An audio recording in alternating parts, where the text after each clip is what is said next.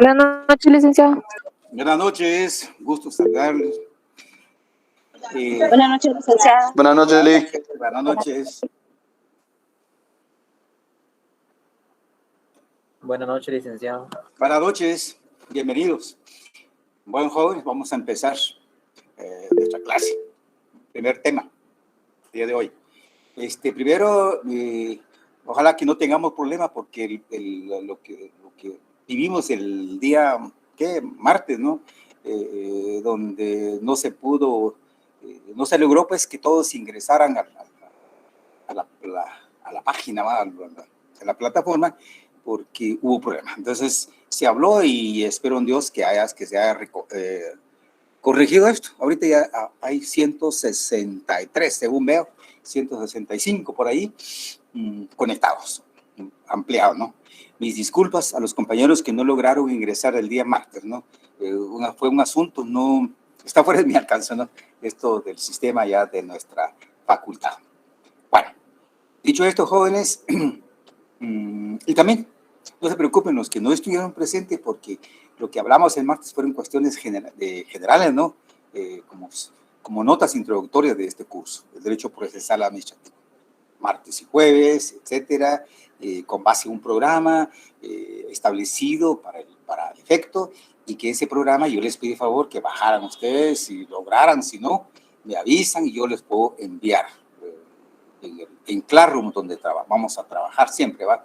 Nuestra plataforma es Google Meet y Classroom es el espacio donde mandamos algún informe, algún documento. Y dicho esto, es que hoy ya lograron ver y bajar con la impresión respectiva de dos documentitos. Uno, un documento que se refiere, documento de apoyo, ¿no?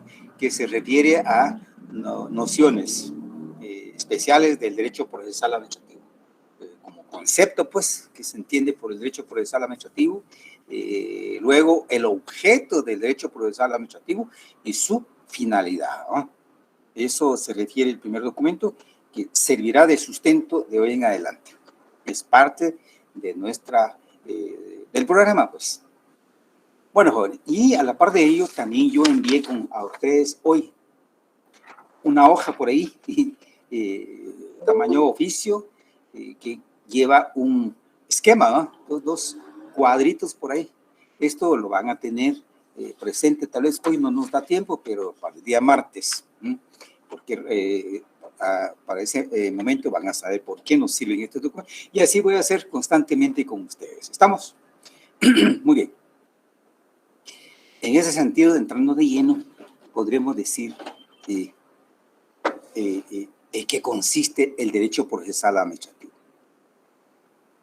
Este tema, como disciplina, es reciente, jóvenes, es muy nuevo, pues, en el sistema jurídico de Guatemala. Quedémonos en Guatemala. Surge en virtud de llevar a cabo el control jurisdiccional de la actividad o funciones que realiza el Poder Ejecutivo. En los estados de derecho, o estados de moderno, le llaman otro, ¿no? Se da porque existe la división de poderes, ¿verdad? Usted eso ya lo sabe, está el Poder Ejecutivo, el Judicial y el Legislativo. Cada poder que es la que le da base a la integración del poder estatal. Bueno, cada organismo entonces realiza una función. La función ejecutiva es la que nos corresponde a nosotros en este momento. Es una función administrativa, es cierto, pero jóvenes, administrativa, ¿por qué? Esa función conlleva características especiales de que la función debe ser rápido, ágil y gratuito, etc. Nos han dicho en derecho administrativo, no características. Claro, pero debe tener una formalidad, un camino, podríamos decir, ¿verdad?, que es el procedimiento administrativo, lógico, legal, para desarrollar el derecho fundamental de petición. Petición dirigida a cualquier entidad de la administración pública. ¿Para qué? Autorice la función de un derecho. Porque como ciudadanos, como particulares o administrados, tenemos todo el derecho de solicitar a que se nos autorice, pues, la función o el ejercicio de derecho, porque estamos en capacidad. Tengo capacidad de goce, de ejercicio, además del goce, ¿no? Bueno, para poner en práctica una actividad. ¿Cuáles? Una función educativa, crear una universidad privada, crear colegios privados, crear hospitales privados, ¿no? Crear líneas aéreas, transporte aéreo, ¿no? Transporte terrestre, por ejemplo, ¿no? Bueno, cualquier función que necesite el ciudadano como sujeto de derecho debe ser realizado dentro de la legalidad. Y esa legalidad conlleva entonces formalidades de actuación. El sujeto de derecho dirige su petición ante el órgano correspondiente, ¿no?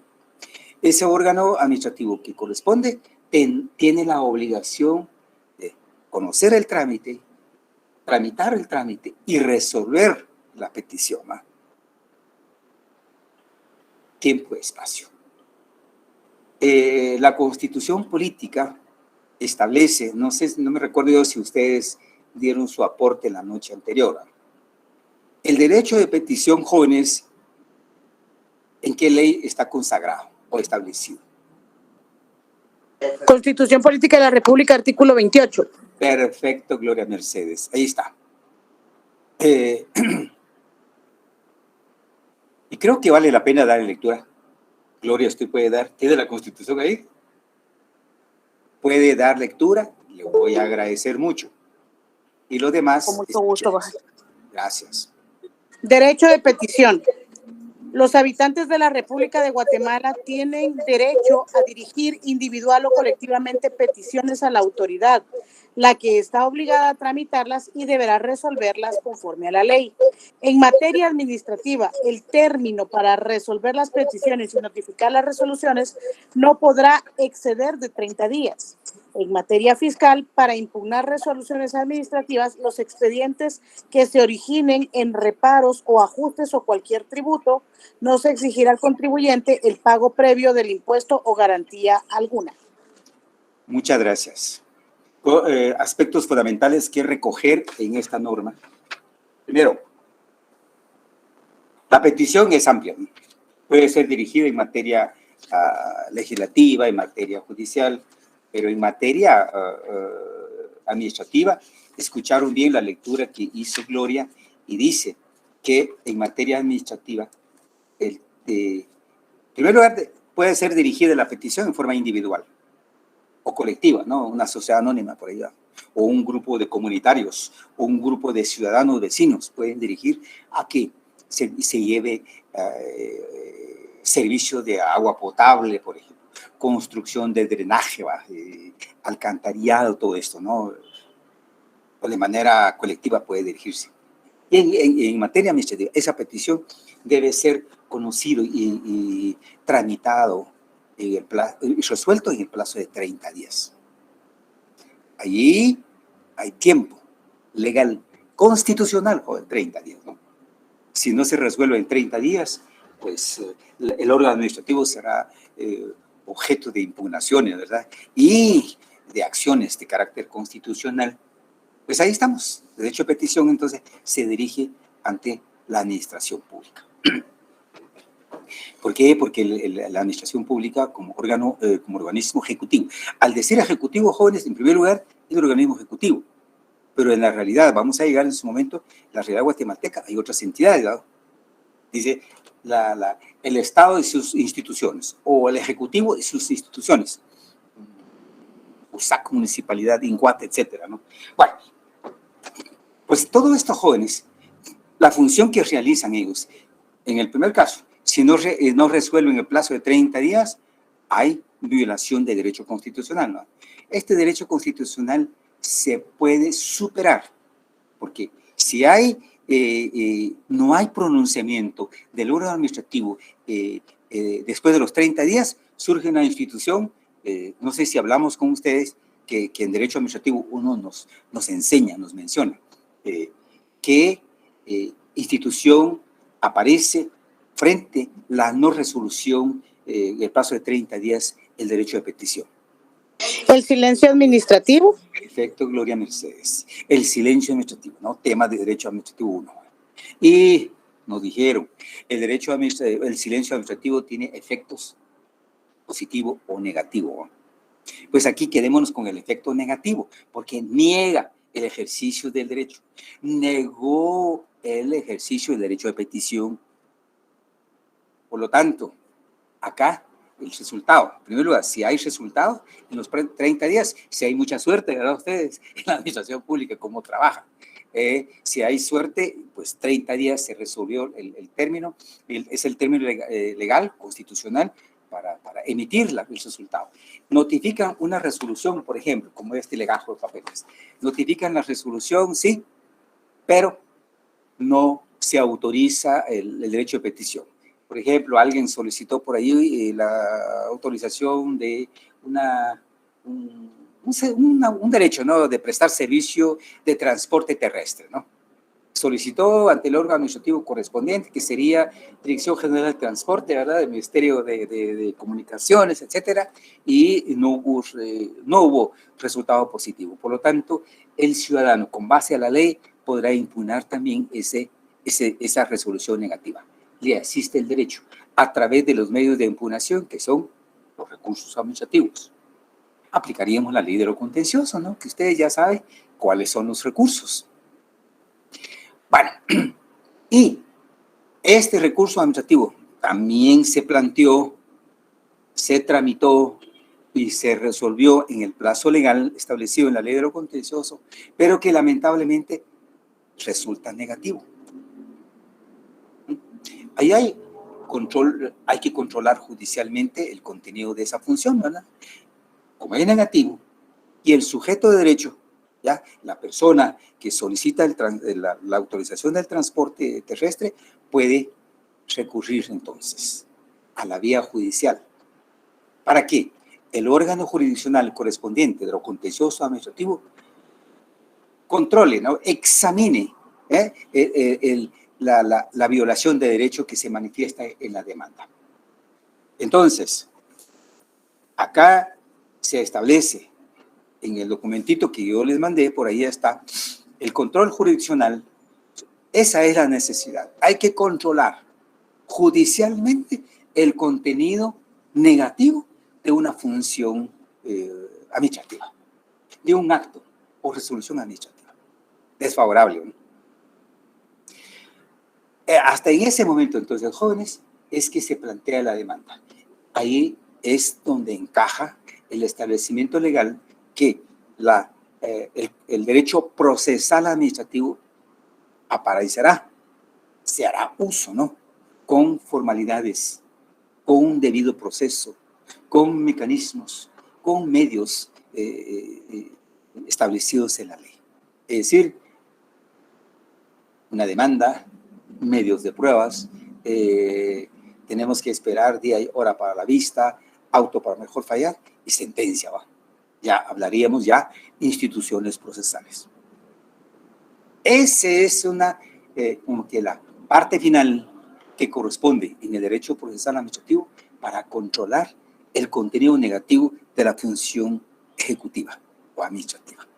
Esa es la razón de ser del derecho procesal administrativo. Jóvenes, esto es nuevo o reciente. Para nosotros, con anterioridad, si bien existía, pero esto era infuncional. También el órgano jurisdiccional competente para desarrollar los procesos del derecho procesal administrativo lo encontramos establecido desde la Constitución Política. Vuelvo a pedir favor, lean el artículo 221 de la Constitución Política, de lo que estamos manifestando. El 221 de la Constitución Política, que nos dice que indica esta parte. ¿Alguien puede dar Tribunal de lo Contencioso Administrativo. Muy bien, César. Sí, sí. Su función es de contralor de la jurisdicción de la administración pública y tiene atribuciones para conocer en caso de contienda por actos o resoluciones de la administración y de las entidades descentralizadas y autónomas del Estado, así como en los casos de controversias derivadas de contratos y concesiones administrativas. Para ocurrir, ¿sigo? Sí, continúa, por favor. Ok. Para ocurrir a este tribunal no será necesario ningún pago o caución previa. Sin embargo, la ley podrá establecer determinadas situaciones en las que el recurrente tenga que pagar intereses a la tasa corriente sobre los impuestos que haya discutido o impugnado y cuyo pago al fisco se demoró en virtud de recursos. Contra resoluciones y autos que pongan fin al proceso puede interponerse el recurso de casación. Muchas gracias, César Franz. Manuel, qué bonito. Qué bueno. Muchas gracias, César. 3 cositas vamos a extraer acá, aunque nos lleve tiempo.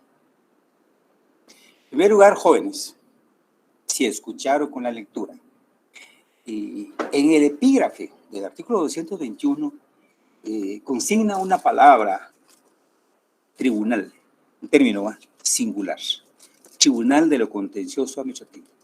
Esto vale la pena indicar. Muy bien. Ese es el órgano jurisdiccional establecido en nuestra Constitución de 1985, vigente en 1986. En ese momento, jóvenes, es que existía, si bien es cierto que existía órgano jurisdiccional para controlar la función ejecutiva o administrativa, pero también es cierto que era un solo tribunal. Por eso le llama en singular, Tribunal de lo Contencioso Administrativo.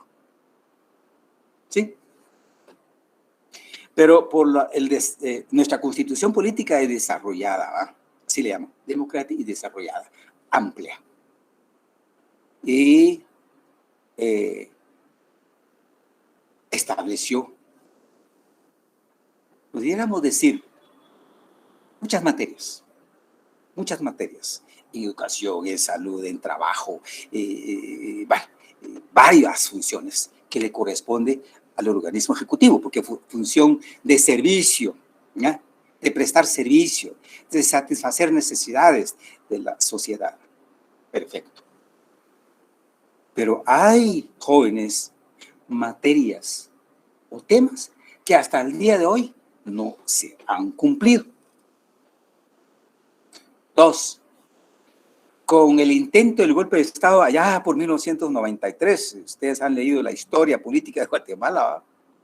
Que se logró, señores, no se dio el golpe de Estado, pero se reformó la Constitución Política, donde de plano los constitucionalistas en su momento fueron de criterio amplio, ¿no? y de buena fe, pero con la actitud de las personas que ejercían el poder político, pues lograron interpretar la norma a su favor y aplicar a su favor, el golpe de Estado. ¿Pero qué? Los juristas, miembros de la Corte Constitucional de entonces, lograron interpretar de manera técnica o científica el derecho constitucional y mantuvieron la vigencia de la Constitución. Eso sí, con una reforma. Lograron reformar ciertos artículos donde sí se podía reformar. Normas constitucionales que se podían reformar y se reformaron. Por lo tanto, funciones del Ejecutivo, funciones del organismo judicial o funciones del Congreso de la República se mejoraron en cierta medida. En función ejecutiva, hay un tema, aquí particularizo yo nada más, y hay muchos. La función del Estado de recaudar tributos, o sea, los impuestos. Con anterioridad se hacía a través de finanzas públicas, rentas internas. Pero por el desarrollo del de las necesidades del país y también los acuerdos de paz de aquel momento, también obligaron a que el Ejecutivo, jóvenes, especialmente, prestara los servicios públicos esenciales para la sociedad de manera amplia. De manera amplia. En ese sentido, pero el Estado necesita de plata, perdóneme usted la expresión, necesitaba de recursos financieros para financiar los servicios públicos, educación, en salud, etcétera, los servicios esenciales. Pues se transformó o se modificó el ente administrativo encargado o responsable de recaudar el tributo y se crea la Superintendencia de Administración Tributaria. Allá por 1996, 97, por ahí se creó la SAT, así simplificando. Pues aquí, con esta función, se hizo más efectivo o más técnica, si ustedes quieren, ¿verdad? Más funcional el cobro de los tributos. Se crearon medios, mecanismos, etcétera. En ese sentido, pues, surge un conflicto jurídico, ¿no? Afectar derechos de las personas que con anterioridad tal vez no pagaban impuestos, ¿no? Los grandes empresarios, terratenientes, cajatenentes, comerciantes, etcétera, ¿no? Tenían que pagar efectivamente los impuestos que les corresponden. Y para ello, la SAT hizo efectiva su función. Y surgen, jóvenes, la necesidad de controlar legalmente esa función, porque los sujetos de derecho, como ciudadanos, se consideraban afectados, ¿no? Mucho. Y por lo tanto, impugnaban. Empezaron a impugnar, aplicar, pudiéramos decir, para entender un poco mejor, de manera excesiva, los recursos administrativos en materia tributaria. Porque el Código Tributario señala los recursos, ¿no? Y procedimientos, etcétera, ¿no? Y el contencioso administrativo. Entonces aparece en la práctica demandas. En primer lugar, recursos, ¿no? Administrativos, revocatoria y reposición. Hoy día ya no existe reposición porque han habido modificaciones. Entonces, hoy es el recurso revocatorio, es el que se tramita, etcétera, ¿no? Porque la resolución aquella de petición, de no cobrar multa, de no sancionar, etcétera, ¿no? Y no prosperó. Entonces, se impugna a través de los medios de impugnación el recurso. El recurso administrativo se analiza, se desarrolla y se resuelve también sin lugar, ¿verdad? O sea, afectando el derecho del contribuyente. En ese momento el contribuyente también apareció en el ámbito judicial. Lo que estoy diciendo es una realidad, ¿verdad? En la práctica. Aparecen entonces demandas judiciales en materia tributaria, porque la SAT, etcétera. Y existía una sola sala, un solo tribunal de lo contencioso administrativo. La Corte Suprema de Justicia, como autoridad suprema del organismo judicial, con base en sus facultades legales, dispone crear otros órganos jurisdiccionales. Como el tribunal existente la palabra tribunal dice tres, ¿verdad? Era una sala, pero contencioso administrativo, integrado por 3 jueces. Pero una sola sala, un solo tribunal, no daba abasto para conocer todos los recursos administrativos, y especialmente en materia tributaria. Entonces, lo que hizo la Corte Suprema de Justicia es, con base a su facultad, creó otras salas, lo contencioso administrativo. Y así, con el transcurso del tiempo, fue creando sala segunda, sala tercera, sala cuarta, sala quinta, y hasta hoy día, sala sexta. ¿Sí? Hay 6 salas, órganos colegiados, para conocer de lo contencioso administrativo. Distribuido, ¿sí? Perdón, levanté mi mano, pero antes de que nos cambiemos de tema, usted dijo que el recurso de reposición ya no existe, pero yo tengo entendido que solo es en materia de trabajo y materia tributaria donde no cabe este recurso porque ellos tienen su propio procedimiento. Ajá. En lo demás administrativo sí cabe este recurso. Sí, exactamente. Yo estoy hablando, mencioné así, y cabal, Gloria, esto lo vamos a discutir en su momento, porque va a haber una etapa de discutir o analizar ley por ley. Vamos a analizar todas las leyes que contienen su propio recurso administrativo, ¿sí? O sea que, muchas gracias, la verdad, esta observación. En materia tributaria decía solo, hoy día existe revocatoria, porque así establece su norma, su ley. Muy bien, entonces, jóvenes, lo que yo decía, en el transcurso del tiempo, y con base a las facultades legales, es que se fueron creando otros órganos colegiados en materia del contencioso administrativo. En tal sentido, hoy día hay 6 salas.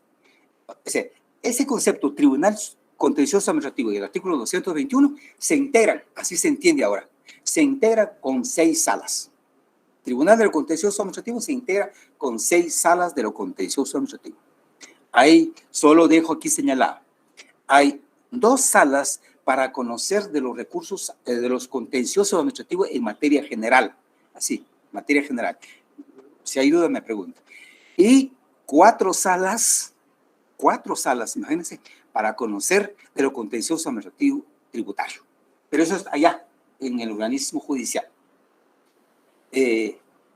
Significa, jóvenes, que en el sistema jurídico guatemalteco hay órganos jurisdiccionales competentes para conocer de lo contencioso administrativo, para desarrollar el derecho procesal administrativo. Hay un orden formal, hay un debido proceso, hay una formalidad para plantear la demanda, ya estamos hablando de demanda, ¿va? Requisitos de la demanda, hay notificaciones, hay excepciones, hay medios de pruebas, hay diligencias de pruebas, hay, qué sé yo, auto para mejor fallar y sentencia. Sí, un debido proceso inicia con demanda, termina con sentencia. ¿Va? Cuando se leyó el artículo 221, el último párrafo, contra las resoluciones de autos, por ahí tienen más, que pongan fin el proceso, se refiere al proceso de lo contencioso administrativo, puede interponerse el recurso de casación. O sea, esa sentencia que yo decía en el debido proceso puede estar en el mismo sentido, ¿no? Salgamos de lo tributario, tomemos para más facilidad la interpretación en materia de transporte. Aquel señor que pidió allá,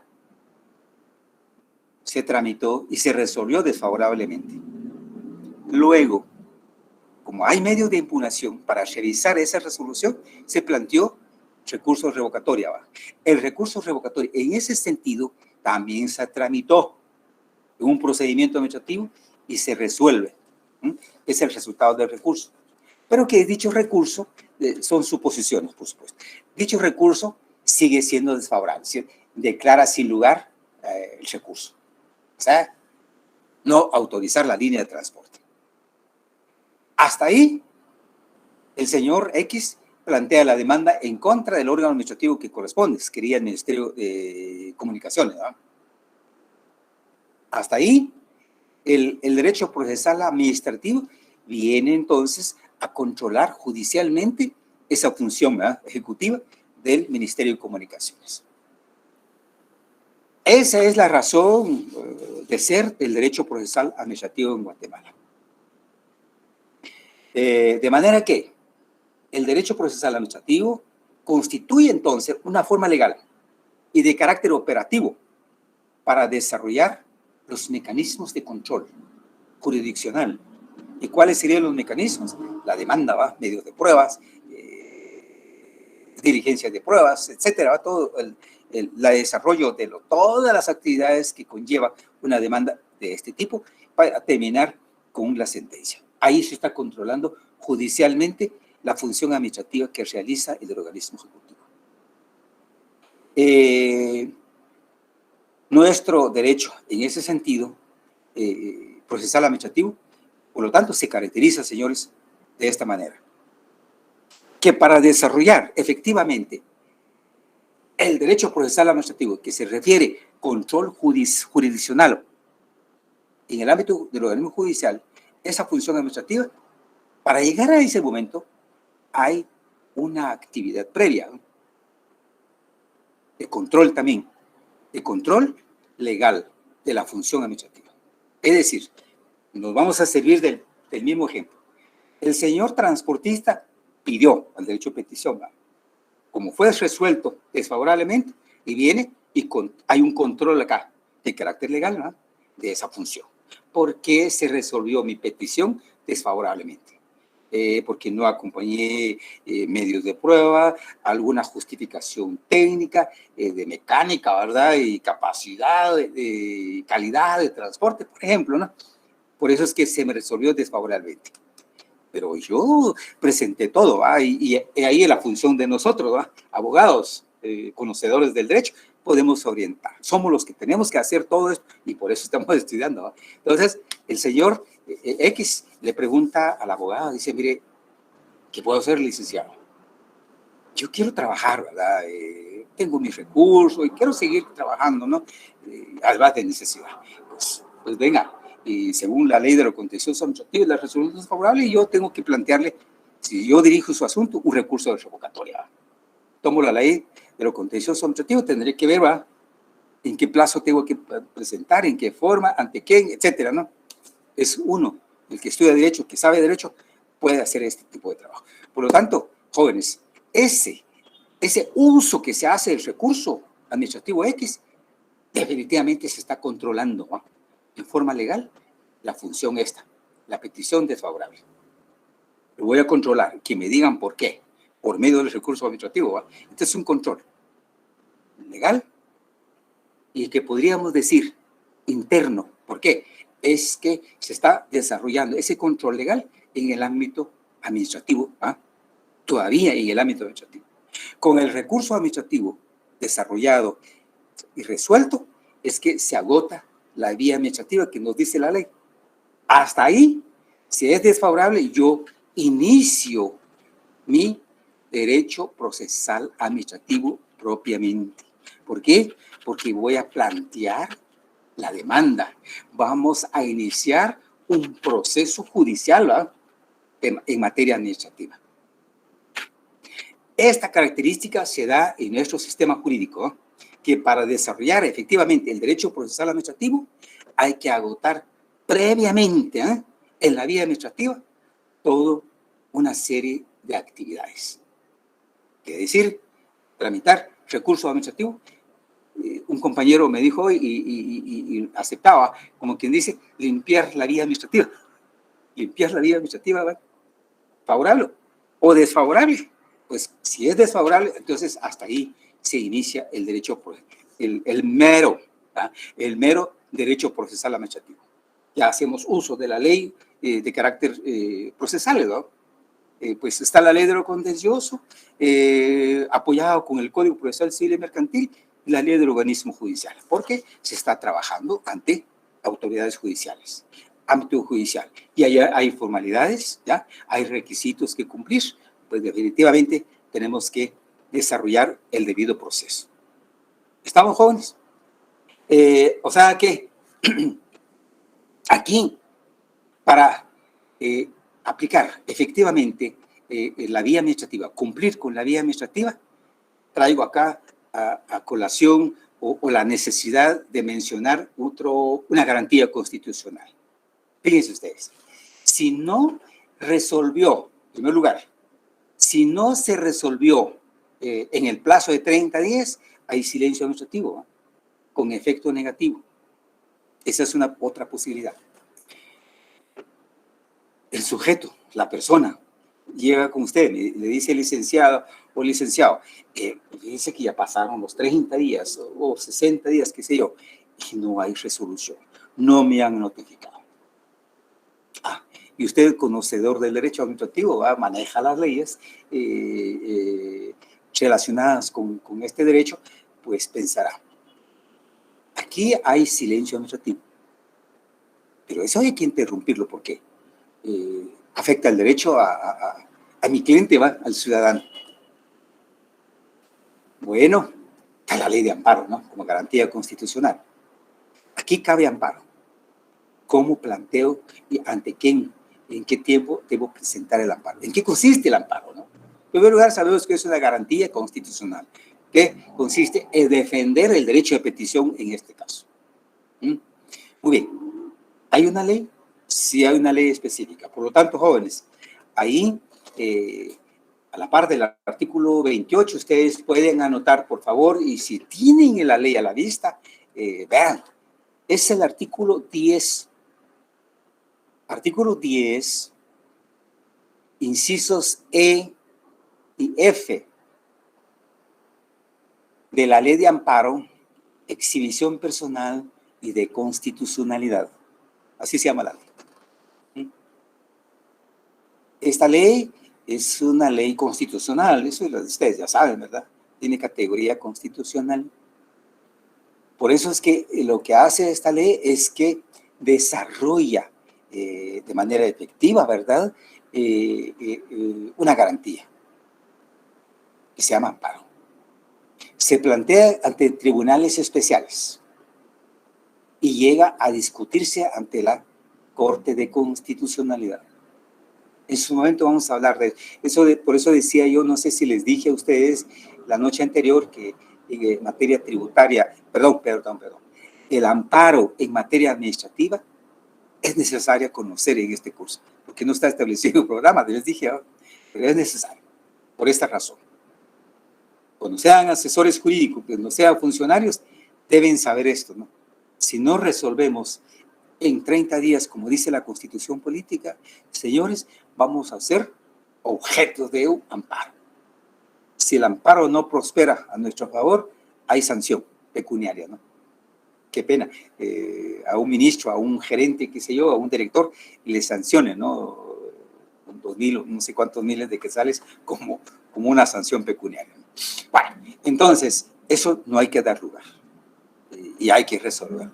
Y si aparece, pues definitivamente nosotros como sujetos de derecho y como abogados litigantes posiblemente, pues hagamos uso de esta garantía. Planteo por escrito el memorial de demanda del amparo y bueno, ya será en su momento cuando vamos a desarrollar un tema parecido. O sea, jóvenes, para agotar la vía administrativa hay que hacer uso hasta con el amparo, ¿verdad? Concluimos ahí. ¿Por qué? Porque la petición no se resolvió. O bien el recurso administrativo X no se resolvió, porque hay plazo, pues, 30 días. Si no se resolvió en ese plazo, pues hay silencio administrativo y hay que contar. Porque otra cosa,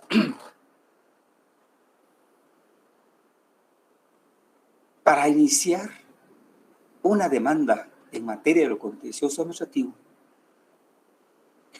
los jueces como magistrados exigen, eso es un criterio en nuestro sistema, exigen que el recurso administrativo sea resuelto efectivamente, que esté notificada, pues, ¿ya?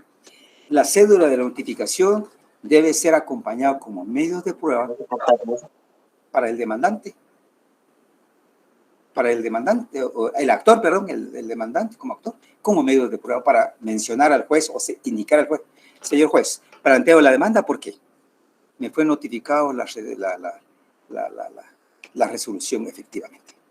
Bueno, y si no hay resolución, porque dice que hubo silencio administrativo, la sala o los jueces no dan trámite porque por el simple hecho de que hubo silencio administrativo. Porque la misma ley lo dice, ¿no?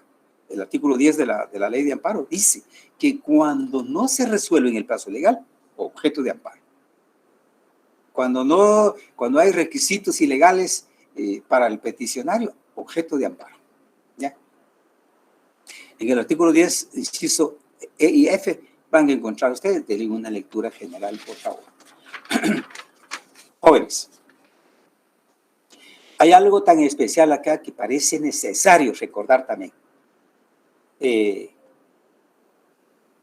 A ver, ¿quién? Imagino que sí se recuerda, porque veo acá que están actualizados ustedes. Otro tema que es necesario recordar o repasar en este momento. Cuando hablamos cuando decimos esto, es el control jurisdiccional de la función ejecutiva, ¿va? o administrativa. Aquí de inmediato piensa uno que solamente los resultados del organismo ejecutivo. Y no es así, ¿verdad? Exactamente. Ustedes saben que el organismo ejecutivo, es cierto pues que es el organismo responsable de manera constitucional e inmediato entonces para prestar los servicios, ¿no?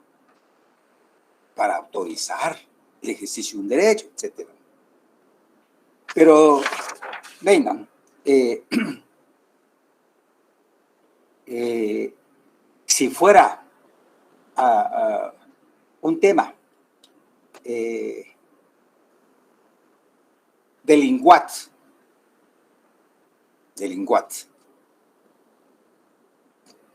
autorizar el funcionamiento de actividades, ¿verdad?, hotelera, de un complejo, allá por Sololá, Panajachel, para hablar algo y motivarnos. Esa función, ¿a qué ministerio considera ustedes así? En su lógica, le corresponde conocer y autorizar su funcionamiento. Es materia de turismo, ¿no? Para que le den cabida. ¿De relaciones exteriores? No. ¿Y el No de sé. finanzas? ¿Cómo? ¿El de finanzas? No. La autorización, dije, de un complejo hotelero. Ministerio de Cultura y Deporte. No, de infraestructura. No. ¿Al INGUAT? Al INGUAT. Quien habló es Sheni, ¿va? Sheni. Sí, licenciada. Sheni no es, qué bien. INGUAT. INGUAT, ustedes. Y al mencionar el Instituto Guatemalteco de Turismo, sabemos que es una entidad de la administración pública, pues, pero no corresponde al Ejecutivo propiamente, ¿no? Es una entidad descentralizada, ¿no? Otro ejemplo. Si ustedes fueran los interesados, o bien como abogados, y les dice, mire, licenciado o licenciada, tenemos necesidad de sacar o activar en una manifestación de cualquier razón en la antigua Guatemala. En Guatemala se da esto porque hay patrimonio ahí, hay muchos monumentos y todo eso, y los ciudadanos antigüeños son muy celosos, ¿no? Cuidan mucho su patrimonio, porque se está afectando, está dando mal uso al Palacio de los Capitanes Generales, por ejemplo, ¿no? O algunas ruinas por ahí están dando mal uso, y bueno, hay muchas cosas inmorales, etc. Y creo, como no nos ponen atención, queremos manifestar, para que se nos escuche. Sabemos que hay libertad de organización, ¿va? Y de manifestación. Pero esa actividad externa, pues, y pública, ¿va? Debe saber el Estado, debe conocer la autoridad que corresponde. ¿Ante qué autoridad consideran ustedes deben ir estos ciudadanos a plantear la solicitud y que se les autorice su manifestación? Bonita ocurrencia, ¿va? ¿Municipalidad? No, exactamente. Ministerio de Gobernación. Perfecto, Jorge Marlon. Ministerio de Gobernación. ¿Por qué? Porque se refiere a la seguridad interna. Seguridad interna. Entonces,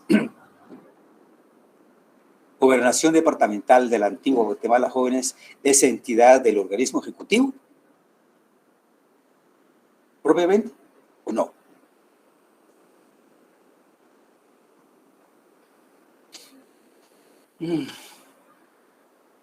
Lo que estoy haciendo yo, poniendo en práctica conocimientos de ustedes. No, fíjense que la gobernación no es parte del Ejecutivo propiamente, porque él está trabajando allá en el departamento. Su ámbito territorial es el departamento de Zacatepeque, ¿no? ¿Es parte de la administración pública? Es cierto, es parte de la administración pública. Es una entidad administrativa. El INGUAT es parte de la administración pública, ¿verdad? Cierto. Para una actividad especial o un servicio especial que le corresponde al Ejecutivo, pero para facilitar a delegado. Y el tema que estábamos manejando como ejemplo de la autorización de la línea de transporte fue dirigida al Ministerio de Gobernación, perdón, de Comunicación a través de la Dirección General de Transporte, ¿no? Estamos poniendo como 3 ejemplos. Ahí estamos frente a una entidad u órgano administrativo del Ejecutivo. ¿Estamos? Bueno, puse este ejemplo, ahora les pregunto. ¿Se recuerdan ustedes el tema que estudiaron ya Administrativo 1? Sistemas de organización de la administración pública. Repito, sistemas de organización de la administración pública. Es un tema muy bonito. No se recuerda. Alguien que me diga no, entonces yo sigo. No, licenciado. César, muy bien, Franco. ¿Alguien más? Sí. Sí. No.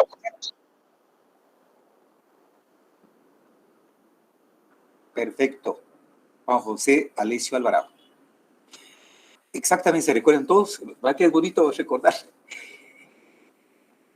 En este tema nos enseñaron, pues, los sistemas de organización de la administración pública significa, jóvenes, la estructuración por niveles de esa gran administración pública, que le corresponde al organismo ejecutivo, ¿cierto? Pero en virtud de la ley, el organismo ejecutivo ha delegado, por medio de la ley, la prestación de un servicio público. ¿Sí? Y de ahí entonces, para prestar ese servicio público determinado o específico, por ejemplo, la educación superior, ¿a través de qué institución se presta? Nuestra casa, la USAC. ¿Sí? El deporte, que corresponde al Ejecutivo, pero en virtud de la ley ha delegado a una entidad que se llama Confederación Deportiva Autónoma de Guatemala, ¿no? Muy bien. Se creó la municipalidad, ¿no? Está el INCUAT, está el Banco de Guatemala, está el IX, INACOP, etcétera. Y las gobernaciones que dijimos hace un ratitillo. Claro, cuando ustedes analizaron este tema, pues eso fue amplio, ¿no? Pero en este momento, a mí me interesa que ustedes se ubiquen. Cuando hablamos de la administración pública, cuando hablamos de la función ejecutiva o administrativa, jóvenes, se refiere pues a la función que realiza tanto las entidades del organismo centralizado, que es el organismo ejecutivo, a través de sus 12 ministerios. Hay 14 ministerios, pero 12 ministerios realizan función administrativa. Y las otras dos, que es el Ministerio de la Defensa y Relaciones Exteriores, ellos realizan una función especial, tiene ley especial. Pero el organismo ejecutivo, para prestar servicio público determinado y específico, señores, lo hace a través de los 13 ministerios, centralizado. Pero una función específica, la educación superior, pues delegó a la USAC. El deporte a la Confederación, a la función bancaria, financiera, al Banco de Guatemala, ¿no? La función de turismo, atender al turismo internacional, pues el INGUAT, todo esto. Los asuntos de cooperativa, INACOP, la de energía eléctrica, el INDE, una serie de instituciones descentralizadas. Y la entidad de la gobernación departamental es una administración desconcentrada, porque este funcionario público allá en Zacatepec, si el antiguo Guatemala te sucede, es delegado, es representante del presidente de la República, ¿no? Él actúa allá en nombre y representación del Ejecutivo allá. Al decir ejecutivo, también podrá ver la seguridad que mencionaba, la manifestación. Eso, en primer lugar, uno pensaría, al Ministerio de Gobernación, ¿verdad? Si es de salud, Ministerio de Salud. Si es de educación, Ministerio de Educación, ¿verdad? Si es de trabajo, Ministerio de Trabajo, etcétera, economía y así. Sin embargo, en virtud de la ley, es que el gobierno, el presidente de la República, como organismo ejecutivo, como órgano centralizado de la administración pública, ha delegado esa función particularizada, ¿verdad?, en un departamento, en una jurisdicción territorial determinada. Por lo tanto, jóvenes, recordando pues, los sistemas de organización de la administración pública en Guatemala, ¿no?, hay 3 niveles. Centralizado, el organismo ejecutivo, dijimos, con sus 12 ministerios. Descentralizado, en nuestro caso, estas entidades, ¿no? Ojo, hay entidades con autonomía, ¿no? Ustedes han escuchado ese concepto. Son 3. La Universidad de San Carlos, la Confederación Deportiva Autónoma de Guatemala y las municipalidades. ¿Sí? Son 3 entidades descentralizadas. En la Constitución Política están calificados como descentralización autónoma. Autónoma. ¿Por qué razón? Porque tienen, o se caracterizan, pues, por elegir su propia autoridad, manejar sus recursos humanos. Bueno, el financiero, hay discusión, ¿no? Tiene su propio territorio, emite disposiciones legales, ¿no? Porque el INGUAT emite acuerdos, resoluciones, sabe, ¿no? Tiene facultad legislativa. Además, tiene iniciativa de ley. Nosotros elegimos nuestras autoridades, ahí participamos, elegimos decano, elegimos rector, ¿verdad? Pues en el ámbito municipal, pues se elige al alcalde, ¿no?, su concejal, etcétera, lo elegimos en un determinado tiempo. Ellos allá cuentan, administran un territorio determinado que es del municipio, ¿verdad? Y tiene facultad para emitir sus leyes, administrar sus recursos, ¿no? Administrar sus recursos. Igualmente, la Confederación Deportiva Autónoma, se eligen las autoridades deportivas donde participan los deportistas, ¿no? Tiene facultades especiales para emitir sus normas, dispone y desarrolla su actividad, ¿verdad? Pero aquí la autonomía, ahí es la discusión. La autonomía acá no funciona a cabalidad. ¿Por qué razón? Porque el organismo central, o sea, el organismo ejecutivo a través de finanzas públicas, te traslada suma de dinero, ¿no?, en el presupuesto nacional. Con esa presencia, con esa interferencia del organismo central al aspecto financiero, señores, la autonomía se quiebra. No hay tal autonomía a cabalidad. No funciona la autonomía en ese sentido. Bueno, y las otras entidades, entonces, el ICS, el INGUAT, el Banco de Guatemala, etcétera, son entidades descentralizadas. No cuentan con autonomía. Un compañero de la clase anterior decía, entonces, tienen semi-autonomía, ¿no?, que podría aplicarse, pero técnica y legalmente eso no existe, ¿no? La doctrina dice descentralización administrativa con mayor vínculo. Serían estos, Banco de Guatemala, INGUAT, etcétera. Y descentralización administrativa con menor vínculo. Sería la USAC, la municipalidad y la Confederación Deportiva. ¿Por qué? Porque eligen sus autoridades. Ahí nombra, el Ejecutivo no nombra a sus representantes, como sucede en otras entidades, ¿verdad? En el INGUAT, en el ICS, el Banco de Guatemala y otras, está presente el gobierno, el presidente de la República, porque ahí nombra a su gerente, nombra a su director o su presidente, depende del nombre que tenga, es el presidente de la República que nombra, ¿va? Además, hay muchas interferencias, además del financiero, ¿no? Mucha interferencia. Por eso es que esas entidades, no sé si en la ley orgánica del Banco de Guatemala consigna ahí el concepto autónoma, pero como tal no existe, ¿no? No existe.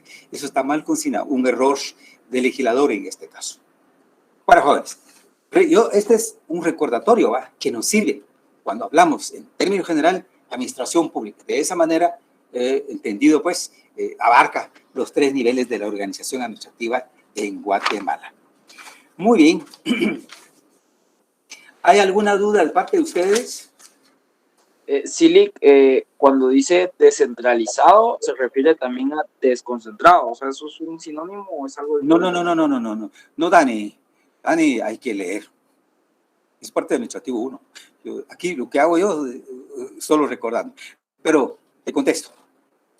La descentralización se refiere a la prestación de un servicio público determinado, ¿ya? Con menor o con poco, pues, vínculo o relación con el organismo ejecutivo. ¿Sí? Sí, porque el presidente de la República no nombra al rector en este caso, ¿no? Aunque políticamente ahorita, por el conflicto que estamos, es otra cosa, ¿no? Pero allá es la propia población estudiantil, docentes y profesionales, elegimos a un rector, ¿verdad? En nuestra facultad igual a un decano. O bien parte de ustedes eligen estudiantes, de parte de nosotros elegimos a un catedrático que nos represente en el Consejo Superior Universitario. Es decir, pues nosotros mismos trabajamos internamente, ¿no? Que la ley nos va a apuntar. La Universidad de San Carlos nombra a su personal, porque el nombramiento de nosotros, si bien es cierto, a través de la facultad, pero es la autoridad máxima, el Consejo Superior Universitario, ese es nuestro jefe, ¿sí? Territorialmente, pues tiene una ciudad universitaria, pero funciona a nivel nacional, ¿sí? Tiene libertad la Universidad de San Carlos de impartir la cátedra, libertad de cátedra le llama, ¿no? Por ejemplo, lo que estoy haciendo yo acá, estoy hablando con pleno conocimiento, pues, y nadie me dice, mira, no enseñes esto porque eso no va, o hablas mucho, o sin sentido. Nadie me puede decir eso. Yo tengo conocimiento y capacidad de desarrollar el contenido de mi curso, libertad de cátedra. No me dice un ministro, el presidente, mira, eso no se enseña. ¿Sí? Muy bien. ¿Cuánto me paga? ¿Cuánto gasta la universidad para construir un edificio? Pues ese es, digamos, tema o problema de la USAC. No hay interferencia del Ejecutivo. Eso significa eso, ¿no? La descentralización. Hay delegación, es cierto, pero con libertad para desenvolverse y desarrollarse, ¿no? En el ámbito que le corresponde. Ahora, la desconcentración, que también es delegado, pero no tiene libertad de actuación.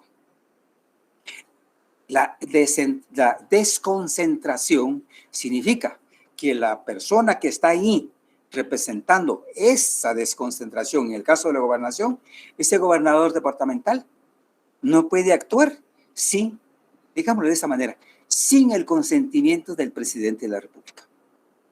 ¿Estamos? Eso no tiene libertad plena para actuar. Lo hace a nombre y representación del Ejecutivo. Y la descentralización actúa por sí solo, ¿no? Actúa por sí solo, con base a su ley. La gobernación departamental o las gobernaciones hoy día, jóvenes, no tienen ley particular. Con anterioridad, sí. Antes de las reformas de la Constitución, allá por 1993 y 94, las gobernaciones contaban con una ley de gobernación departamental, se llamaba. Pero a partir de la modificación de la administración pública, es que la desconcentración en Guatemala, en primer lugar, se particulariza, pues, en las gobernaciones departamentales, en nuestro caso, ¿no? En nuestro caso.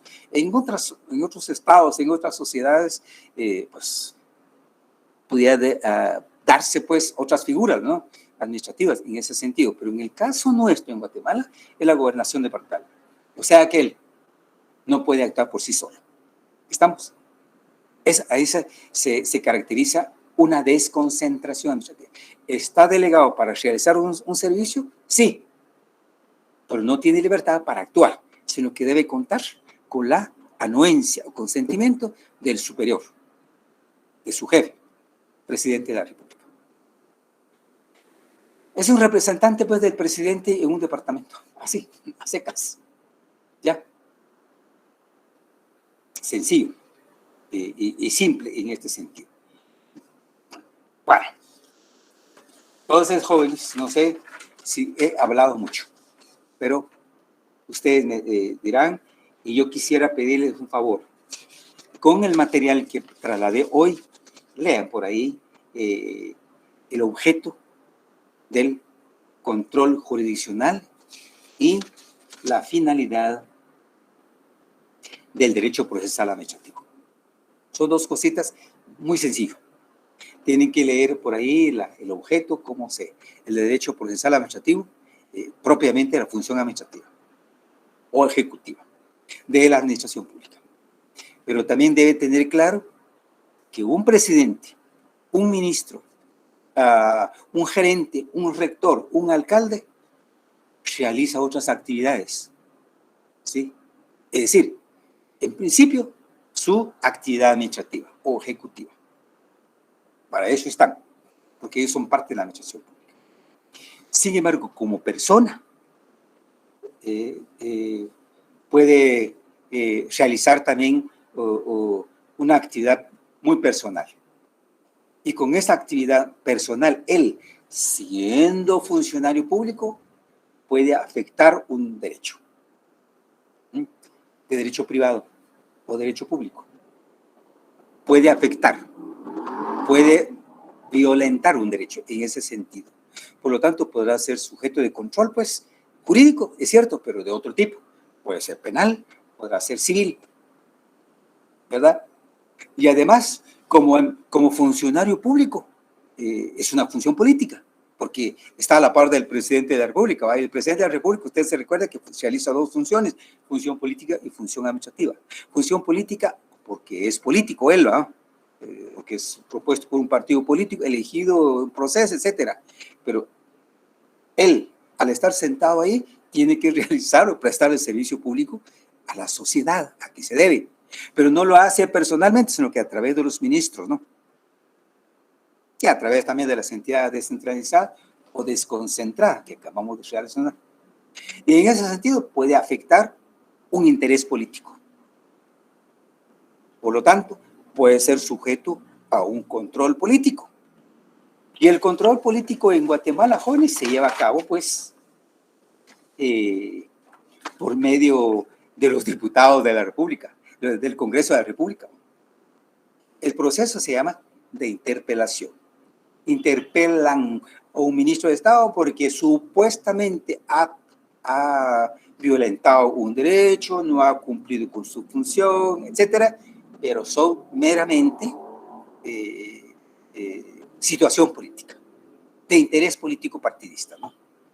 Por lo tanto, un funcionario público como representante de un órgano administrativo puede ser controlado judicialmente. Además, por medio del contencioso administrativo, porque a eso se refiere la función administrativa, también puede ser controlado judicialmente de carácter penal, civil, o controlado políticamente a través de la interpelación.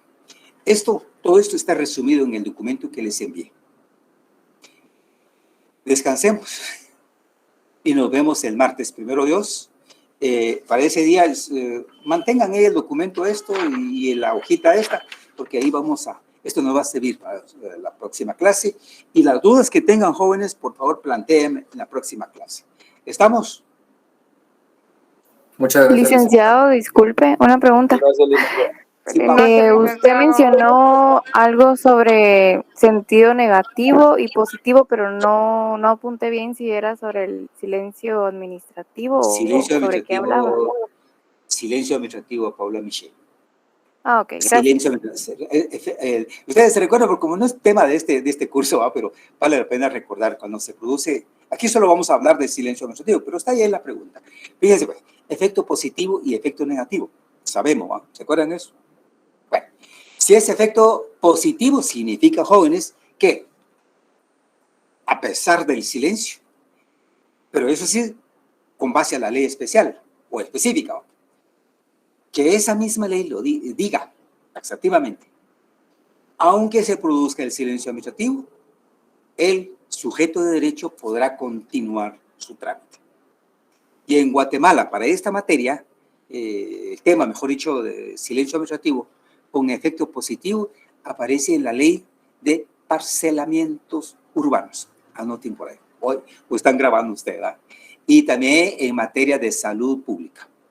Cuando alguien recurre ante un órgano administrativo del Ministerio de Salud Pública a pedir autorización de venta de un producto alimenticio, una leche, un consomé, o qué sé yo.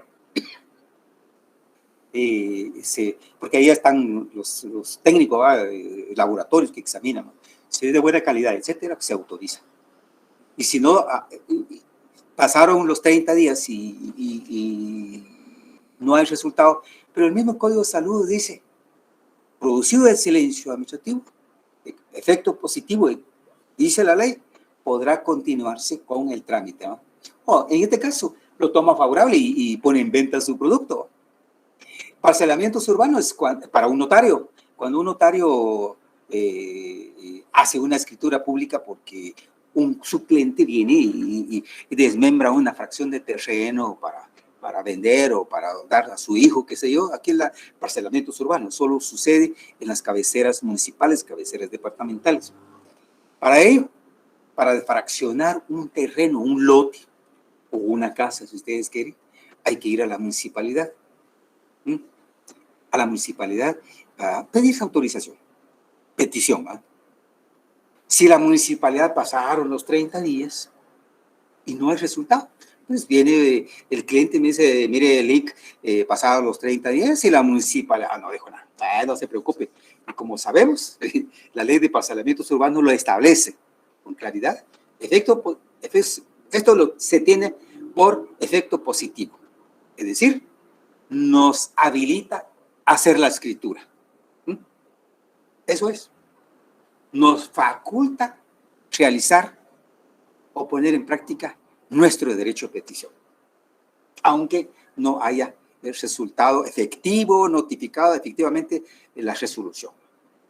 Eso es el efecto positivo. Y el efecto negativo es aquello que no hay. Pero la ley dice, debemos contar para el transporte, por ejemplo, para que el pobre transportista en sus camionetas debe colocar ahí el documento que está autorizado para circular. Si no pone eso a la vista, la policía le dice, mire, señor, usted hay competencia acá desleal, no autorizado, etcétera, ¿no? Fantasma, le dice, hasta los taxis, ¿se recuerdan eso? Esa palabra fantasma, ahí aparece. Entonces, para ello, hay que contar con la resolución, porque se produjo el silencio administrativo con efecto negativo, entonces, no faculta actuar. Hay que exigir a través del amparo. Bueno, este es muy bonito y podemos pasar toda la noche platicando. Descansen, jóvenes.